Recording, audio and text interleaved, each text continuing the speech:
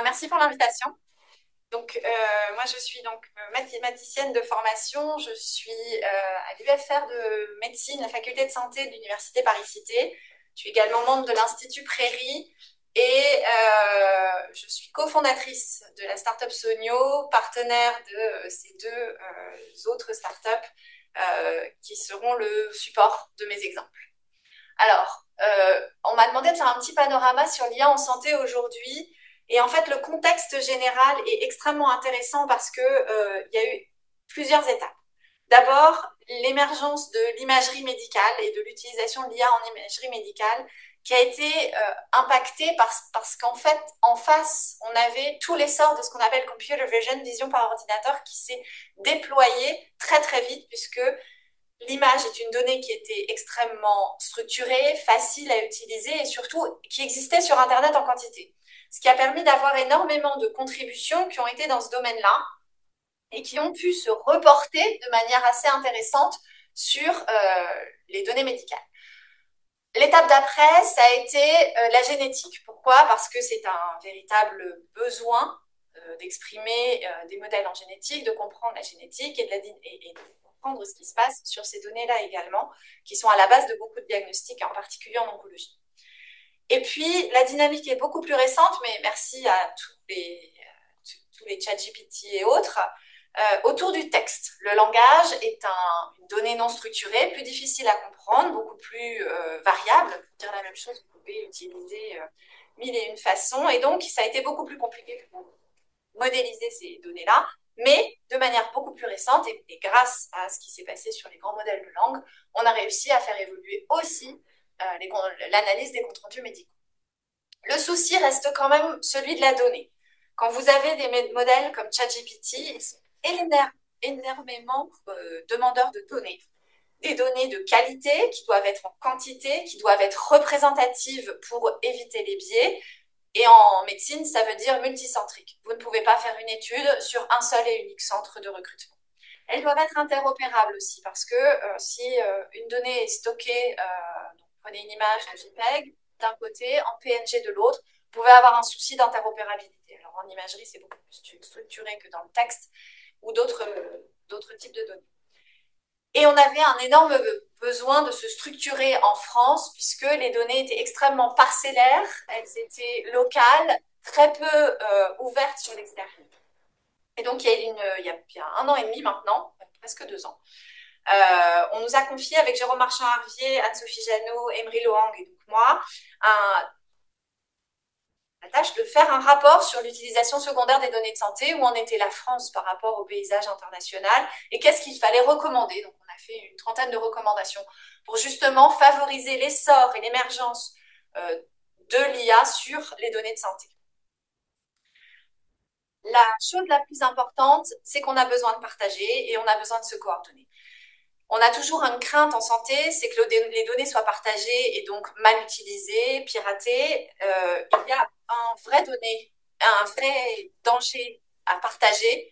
Je dirais qu'en santé, il y a même un danger à ne pas partager les données. Vous ne partagez pas vos données, vous n'allez pas participer à la dynamique, vous ne serez pas représenté dans les cohortes et donc vous allez avoir peut-être un manque de chance sur l'accès aux soins. Alors, le but, de toute façon, de tout ça, c'est toujours d'amplifier et accélérer l'innovation. Les deux cibles majeures sont toujours le patient et le praticien, avec des thématiques que je vais, moi, vous présenter un peu plus, qui sont celles au cœur de mes recherches, qui sont la médecine de précision, l'optimisation du parcours de soins et la prise en charge. Alors, qu'est-ce que c'est que la médecine de précision? C'est être en capacité de, ça s'appelle en médecine, stratifier des patients, c'est-à-dire les mettre dans des catégories qu'on ne connaissait pas à l'avance. Imaginez, vous avez un pool de patients que vous allez traiter avec une nouvelle molécule d'oncologie. Vous savez qu'il va y avoir des répondants et des non-répondants. Il va falloir être en capacité de caractériser ceux qui vont répondre de ceux qui ne répondront pas. Tout ça, ça va être aussi pour trouver des nouvelles cibles thérapeutiques en fonction du contexte général du patient. Répondant, non répondant, on ne va pas donner la molécule à ceux qui ne répondront pas. On peut aussi envisager d'anticiper les diagnostics et les effets secondaires. Quand vous êtes en capacité de modéliser l'évolution d'un patient au cours du temps, eh bien, vous allez être en capacité de regarder à 2, 3 ans ce qui pourrait se passer après, et donc être en capacité de dire la trajectoire de ce patient est sur une bonne dynamique, ou au contraire, elle est sur une dynamique un peu pathologique. Et puis enfin, proposer le meilleur traitement au meilleur moment. Une fois que vous avez anticipé le diagnostic, vous allez optimiser la fenêtre de traitement, et donc vous allez être en capacité de proposer la première ligne de traitement au bon moment. S'il y a un dérive, que la première ligne ne suffit plus, on passe à la deuxième ligne, etc. Et donc, ça va complètement optimiser la prise en charge du patient et des aidants. C'est-à-dire que pour certaines pathologies, des aidants fondamentaux, pensez aux maladies neurodégénératives, on a besoin aussi de former les aidants et d'anticiper la façon dont eux vont avoir à s'impliquer autour du patient. Alors, comment mathématiquement on travaille? Eh bien, la modélisation mathématique, elle peut se faire de 3 façons. La première, c'est utiliser les équations qui existent en mécanique, en chimie, en biologie, et qui sont des choses qu'on ne remettra pas en cause. La gravité, par exemple. La gravité, personne ne remettrait en cause l'équation de la gravité. La gravité va intervenir dans divers processus. L'équation des fluides, l'équation de Maxwell, tout ça, ce sont des équations qu'on ne peut pas remettre en cause. Eh bien, on les utilise quand on en a besoin. Donc ça, c'est la première façon, et c'est ce qu'on appelle des équations mécanistiques, issues, grosso modo, de la mécanique, et qui sont complètement déterministes. Vous fixez un point qui est... vous fixez le fait que vous êtes sur la Terre, eh bien, la constante de gravtation, elle est ce qu'elle est, et pas grave. Deuxième façon, vous n'avez pas cette équation. Vous êtes en train de regarder un phénomène qui n'a pas, grosso modo, d'équation physique. Phénomène simple, la croissance des enfants au cours du temps. Entre 0 et 18 ans, tout le monde a déjà vu la croissance des enfants. C'est une courbe qui croît avec, grosso modo, une forme, pour nous, de logarithmique. Et bien en fait, ce que je viens de dire, c'est exactement mimer le processus avec des équations. Donc je suis capable d'avoir des équations plus ou moins compliquées. Donc je vous ai donné le log pour la croissance des enfants. Là, je vous donne les équations qui nous ont aidés à faire un des exemples de jumeaux numériques que je pourrais vous illustrer après.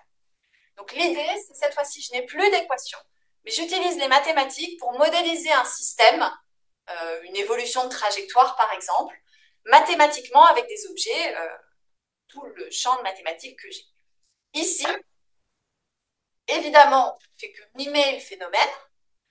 L'avantage, c'est que mes équations sont explicites, donc je sais quelle est la quantité que je représente, la taille des enfants par rapport à leur âge, et je sais également que chaque enfant est un exemple aléatoire d'une déviation d'une trajectoire moyenne.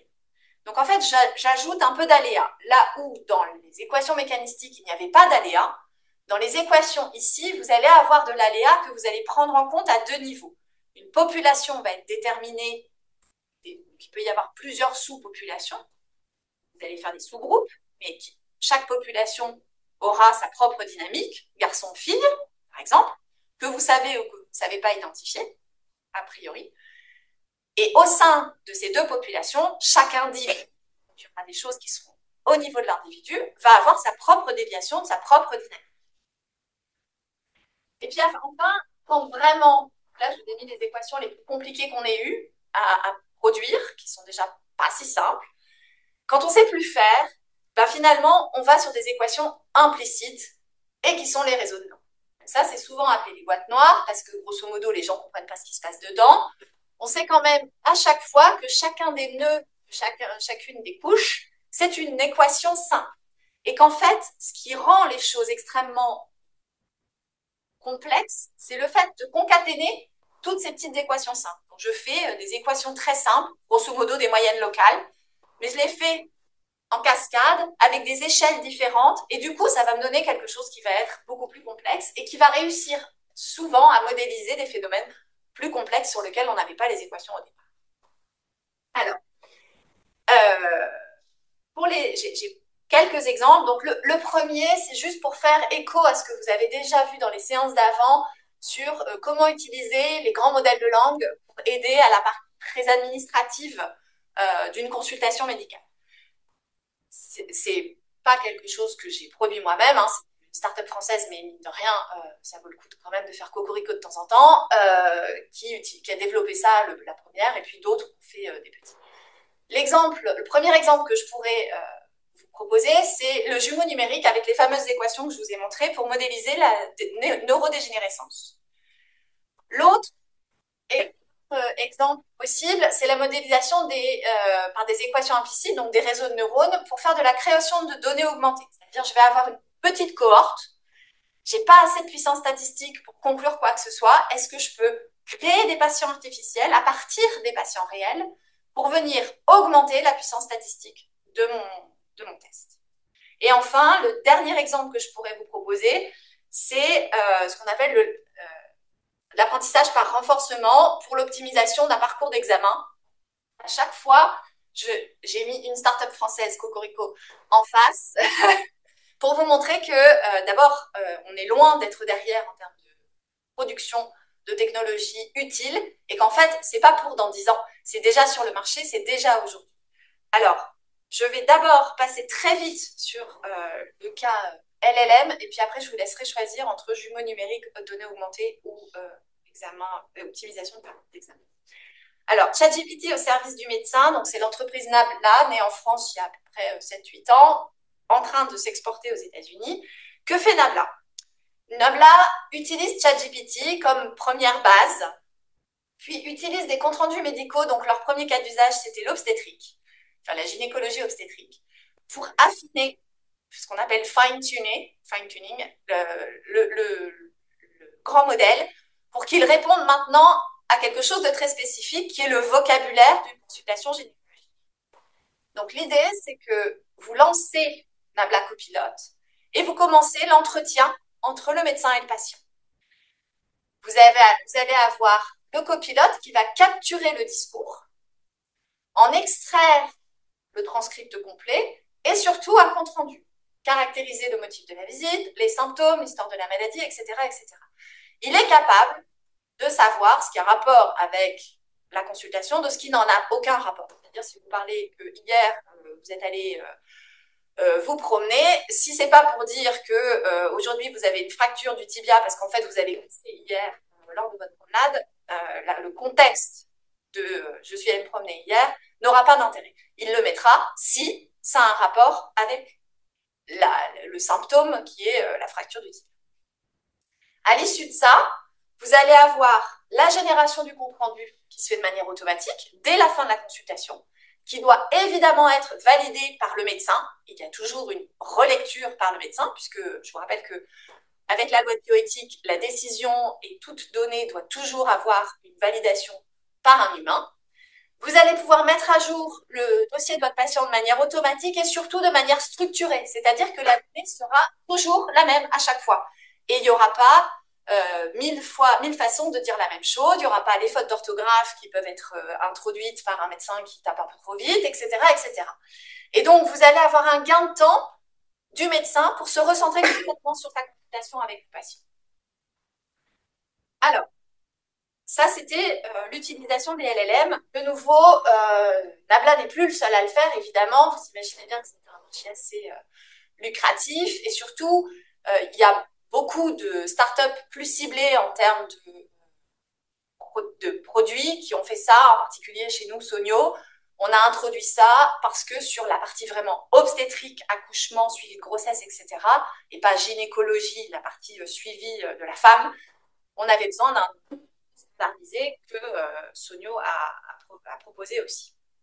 Donc, au choix, je n'ai pas la notion de l'heure, mais au choix, sur les 3 exemples, jumeaux numériques, c'est pour les maladies neurodégénératives, augmentation de cohorte pour l'optimisation des recrutements dans les essais cliniques et anonymisation de base qui fera écho à ce que Pierre-Antoine va présenter après, ou optimisation du parcours d'examen dans le cas de l'examen échographique chez le fœtus. Une envie particulière? Pas d'envie particulière? Non, non. Alors, je vais partir sur le jumeau numérique d'abord, comme ça, et je parlerai très rapidement d'augmentation de cohorte, comme ça fera vraiment le lien avec la présentation de Pierre-Antoine. Donc, donc, qu'est-ce que c'est qu'un jumeau numérique? Le jumeau numérique, c'est pour éviter l'errance diagnostique. Imaginez Anna arrive, elle a quelques symptômes, elle va voir son médecin. Une fois qu'elle a vu son médecin, il lui prescrit tout un tas d'examens, elle retourne voir le médecin, met en place une thérapie. Et puis souvent, malheureusement, la thérapie doit être adaptée en termes de dose, en termes d'interaction, en termes de c'est pas la bonne molécule, il faut changer, etc., etc. Et vous avez malheureusement plusieurs cercles violets qui sont un peu incontournables parce que chaque patient est très différent. L'idée, c'est qu'au moment où on collecte toutes les données d'ANA, qui sont à la fois les collectes de données de l'examen médical, mais aussi des collectes de données supplémentaires qui ont été faites dans les laboratoires, les centres d'imagerie, etc., on ait la capacité de produire ce qu'on appelle un jumeau numérique d'ANA, sur lequel on va être en capacité de tester toutes les thérapies.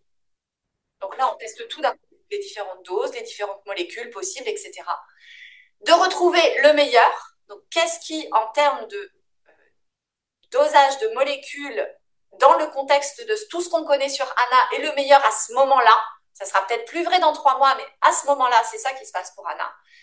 De regarder si on n'a pas, si la représentation qu'on a d'ANA est compatible avec ce qu'on pense être pertinent. Par exemple, si on a proposé quelque chose alors qu'Anna était très fatiguée, mais que c'est une donnée qui n'a pas été,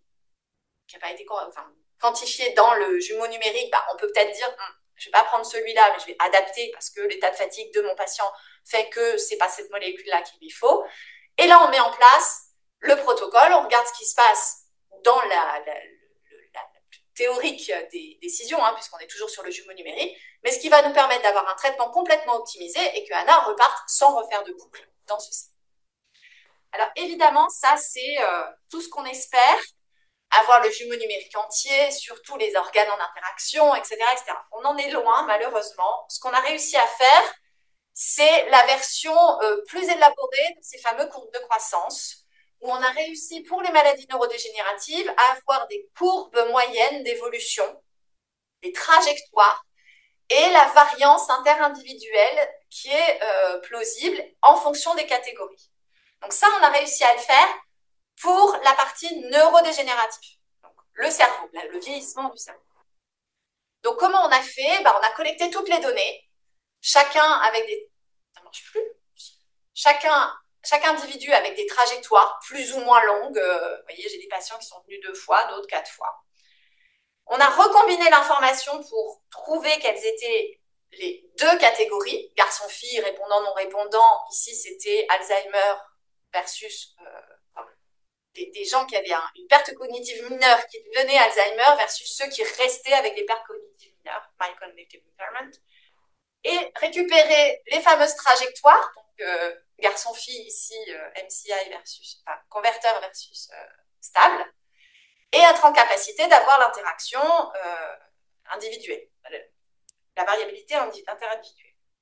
Donc, sur le jumeau numérique, de nouveau, où est-ce qu'on en est? On a réussi à faire, organe par organe, des modèles multimodaux, donc plusieurs types d'imagerie, de scores cognitifs, etc., en longitudinal, c'est-à-dire suivre la trajectoire. Sur la génétique, on n'est pas encore sur ces modèles-là. On a réussi à faire des réseaux de régulation multiomiques sur des populations hétérogènes. On sait classifier des tumeurs en réponse traitement, mais on n'en est pas encore au longitudinal, étant donné une condition génétique, qu'est-ce qui se passe après? Et surtout, la succession des lignes de traitement possibles. Sur les données cliniques ou les données vie réelle, là, c'est un challenge à venir parce que les données sont beaucoup plus variables. Ça va être des données que vous allez avoir de votre dispositif connecté, qui peut être ou non un dispositif médical. Un pacemaker qui est connecté, c'est un dispositif médical. Les données sont normalement plus fiables qu'une montre connectée qui va regarder votre nombre de pas. Mais ça n'empêche que toutes ces données seraient à prendre en compte, évidemment, pour faire un jumeau numérique complet. Alors, je vous l'ai dit, ça va servir à stratifier les patients, faire le suivi longitudinal et aussi aider pour les essais cliniques. Et donc, je vais illustrer ça par un exemple concret qui est la clinique du docteur Memo, dans laquelle on a transféré tous ces modèles-là, donc les belles équations que je vous ai montrées, pour réussir à faire une trajectoire des patients entre 60 et 90 ans à la fois sur leur score cognitif, l'atrophie corticale, l'atrophie hippocampique et une mesure de l'activité fonctionnelle. Tout ça mélangé, ça nous donne une représentation assez intéressante du vieillissement. Mais je vais vous donner un exemple en particulier. Imaginez, vous avez Anna qui arrive chez son généraliste qui se plaint de perte de mémoire. On lui fait passer un petit peu de tests, donc c'est ce qu'on appelle les bilans mémoire.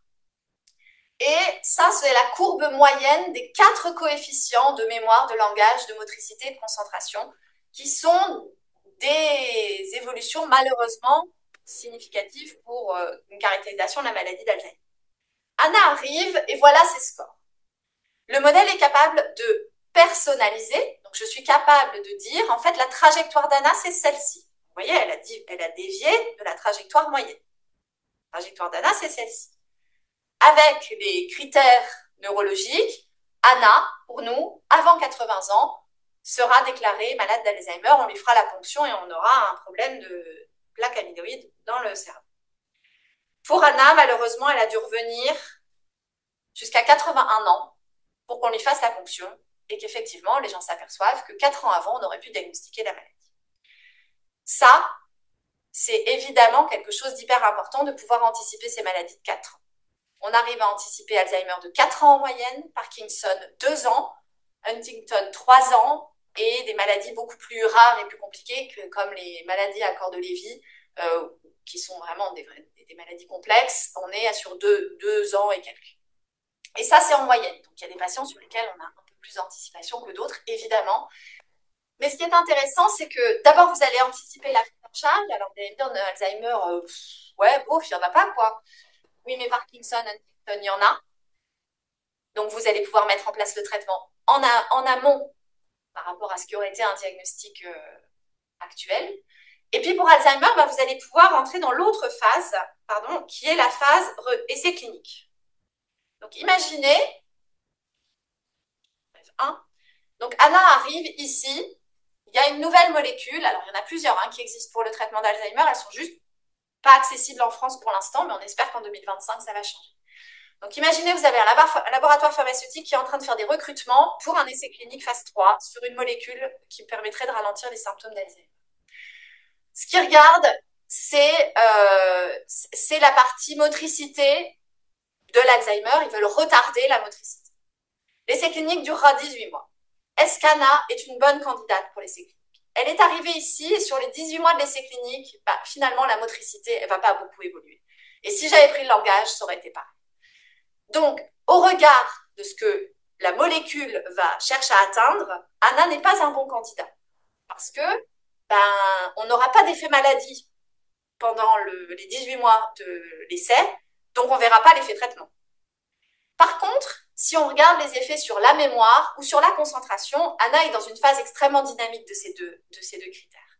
Donc, si le critère, l'outcome de l'essai, c'est sur la mémoire, eh bien, étant donné qu'Anna risque d'avoir une forte évolution de la mémoire durant les prochains 18 mois, c'est une bonne candidate pour tester le médicament. Et comment on va regarder? C'est que si aujourd'hui, à 77 ans, Anna a ce score-là, en théorie, dans les prochains 18 mois, elle doit suivre cette courbe-là. S'il y a une rupture dans la dynamique, alors on pourra dire que le traitement a eu un effet, on pourra même le quantifier.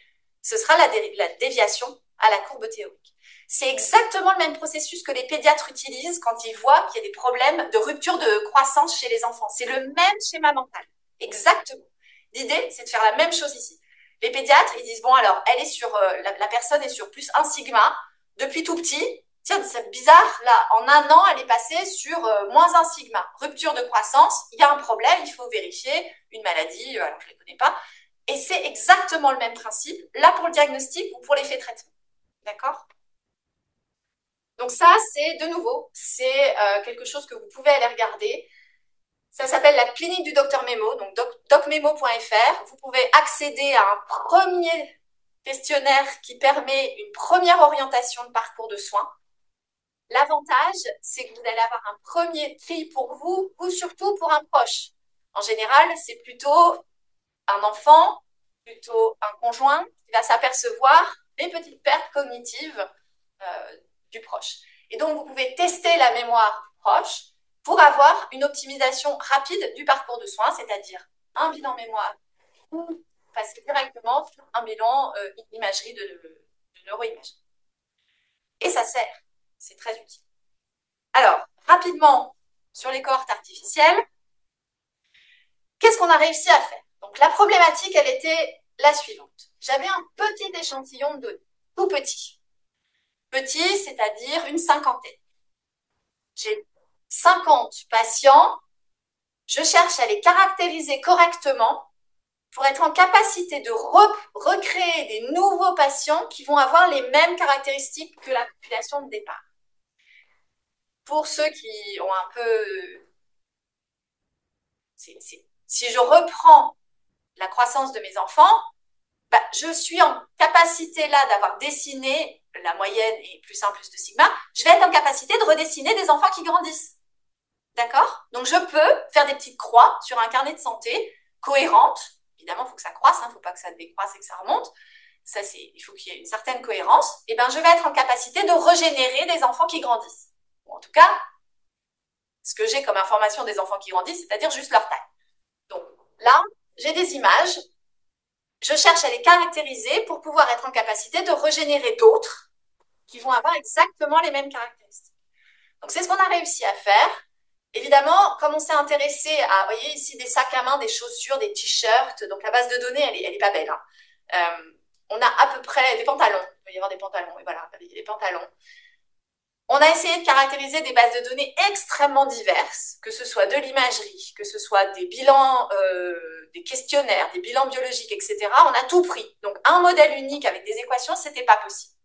Par contre, c'est là où les réseaux de neurones montrent leur puissance, c'est qu'avec la même structure de modèle mathématique, j'ai été capable de caractériser ça, ce modèle complètement joué de cercles et de disques, de disques et d'anneaux, comme j'aurais caractérisé des sacs à main et des chaussures. J'ai aussi été capable de caractériser des images médicales 3 dimensions, 4 millions de voxels. J'en avais 50. J'avais 50 données d'apprentissage et je les ai modélisées mathématiquement grâce à mes réseaux de neurones. Alors évidemment, ce n'est pas juste comme un LLM. Je n'ai que 50 données. Il a fallu mettre plus d'informations mathématiques dedans, contraindre le modèle mathématiquement pour qu'il soit pertinent. Il n'empêche qu'à la sortie, j'ai été capable de générer ici 2 patients artificiels. Et alors, c'est pas à vous que je vais demander ça, mais j'avais mis des neuroradiologues autour de la table et je leur ai demandé qui est le vrai, qui est le faux. Et bien d'abord, ils n'étaient pas d'accord, et en plus, ils n'étaient pas capables d'avoir les bons arguments pour me dire c'est cela les 2 faux, c'est cela les 2 vrais. Donc, de manière complètement humaine, ce qu'on a généré est complètement plausible. Il n'y a pas de distorsions qui ont été introduites. On l'a fait de la même manière et de manière un petit peu plus intensive et automatisée avec des données de questionnaires issus de l'anesthésie. Donc, c'est des questionnaires pré-consultation anesthésique où il y a à peu près une petite centaine de questions. Et on dit pareil, on a mis 3 anesthésistes, on leur a dit il y en a 50 vrais, 50 faux dans les données que vous avez, décidez-vous. Taux de succès 50%, taux de discorde 100%. 100%. Ils n'étaient pas d'accord pour dire qui est vrai, qui est faux. Donc en fait, on a une validation médicale. Après, on s'est dit, est-ce que vraiment ça va nous être utile? La réponse est oui, quand on a regardé ici le pouvoir d'amplification du signal que nous donnaient ces nouvelles données. Quand on avait les données réelles, on a regardé la classification des 2 catégories dont vous parlez tout à l'heure, soit je vais être cash, soit les personnes âgées qui restent personnes âgées sans problème, soit les personnes âgées qui malheureusement développent un Alzheimer. Sachant que personnes âgées, des fois on a des gens qui ont 50 ans, donc c'est âgé, pas si âgé que ça, mais c'est caractérisé un peu de manière grossière. Donc on a 2 catégories, ceux qui vont développer un Alzheimer, ceux qui ne le développent pas. Sur simplement 50 données réelles, on avait grosso modo 66% de taux de succès. Quand vous augmentez avec 5000 données en plus, eh bien, vous obtenez 74%. Ce qui était intéressant, c'est que même quand on a plus d'informations, on continue d'augmenter les performances. Évidemment, jusqu'à un certain seuil. Hein, si j'avais toute l'information, j'aurais plus de problème. Mais ce qui était aussi intéressant, c'est que quand on a entraîné nos modèles, on les a entraînés sur des Américains, puisqu'on n'avait que les Américains. Et puis, on a réussi à le tester sur des Australiens. Et on voulait savoir si augmenter les Australiens, ça nous donnait le même taux de succès. Et en fait, oui. C'est-à-dire que le modèle ne surapprend pas, ne se focalise pas uniquement sur ce qu'on a vu, il est capable de généraliser suffisamment pour être en capacité de regarder d'autres populations. Alors, on l'a fait en longitudinal, on l'a fait en multimodal, et puis la question qu'on s'est posée, ça fera la transition avec Pierre-Antoine, c'est est-ce que les données qu'on génère, elles nous permettent de retrouver les données initiales? Alors, je ne vais pas me tromper, ce n'est pas Brad Pitt. Pendant des semaines, j'ai toujours dit que c'était Brad Pitt. Il paraît que c'est pas lui, mais je ne sais pas qui c'est. Donc, ce monsieur est un acteur, là aussi. Ça, c'est le point, c'est sa représentation mathématique dans notre modèle. D'accord? Et ça, c'est ce qu'on est capable de générer autour. Donc, quand on se promène autour, parce que j'ai un espace mathématique, géométrique, je peux me promener autour. Et donc ça, c'est les personnages que je suis capable de créer autour. Alors si vous regardez, moi ce qui m'intéresse le plus, c'est que vous passiez de ce monsieur qui a une calvitie prononcée d'un certain âge visiblement, à un monsieur qui a les cheveux roses, avec pas mal de cheveux, qui a une moustache, la peau beaucoup plus mate que la personne d'origine. Je suis capable d'avoir des directions. Alors évidemment, c'est pas deux dimensions, hein. Je me balade pas en deux dimensions, je me balade en 15 dimensions. J'ai quand même un petit peu de latitude.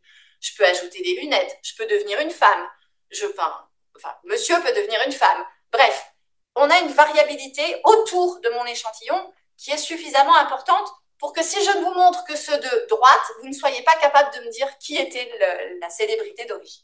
Alors, quantitativement, on l'a fait. On a regardé la validation statistique de notre modèle pour anonymiser les données. Et donc, on est capable d'avoir, grosso modo, un flip de coin, un aléa de 1,5. Savoir si oui ou non la personne qui est la plus proche était le vrai patient ou pas.